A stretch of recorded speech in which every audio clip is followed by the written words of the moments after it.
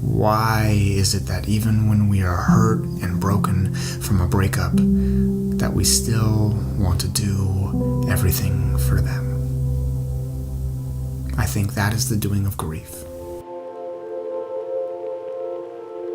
This is for anyone going through a breakup and wanting to better themselves. Not for an ex or because you want them to start coming running back to you or for somebody else. This is for you. For the one person that is always there, even when your heart is broken. They may have made you feel like your life is worthless, or that the gym is now your best friend, or you're simply just full of freaking rage. There are the turtles! If I just described you or how you are feeling, even if it was just one of those things, then I'm happy to say that you're not alone. I have felt that.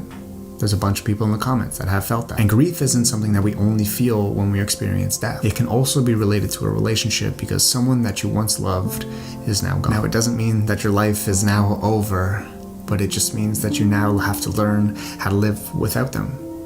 How to live for yourself. Now, I know there's things that you're doing, and we're going to talk about those because you need to stop them right now. 1, stop doing things so that your ex notices you and wants to come back. 2, stop acting like you are bettering yourself so that your ex runs back to you as if you weren't good enough before. And 3, stop living for them. It is time to live for you.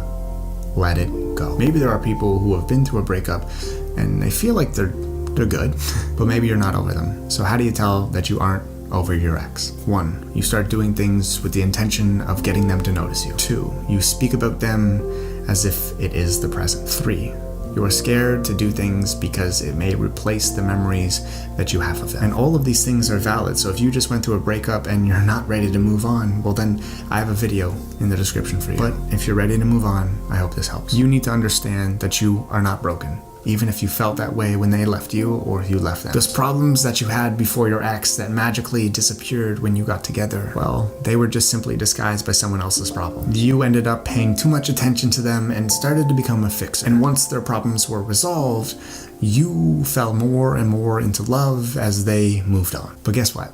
Now it's time for you to move on. Except you don't need to hurt anyone in the process of doing so. However, you do have to hurt first. Then you have to go put yourself back out there. Meaning that you need to do things that make yourself happy. You know when you're sitting on the couch thinking, oh, I should go do something? That's the thought I'm talking about. Get up.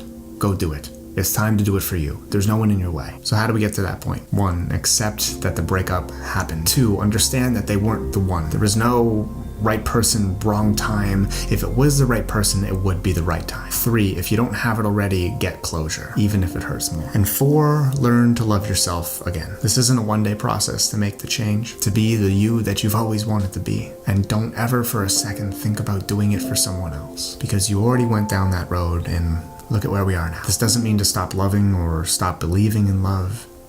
When you are ready, get back out there. Meet new people. But for the last time, put your damn self first. And for once in your life, congratulate yourself. Because not only did you make it this far into a video that reminds you of someone that you lost, but you are finally able to accept that you deserve self-love. And with that, stay you, stay beautiful, and I'll see you when you're ready for the next step.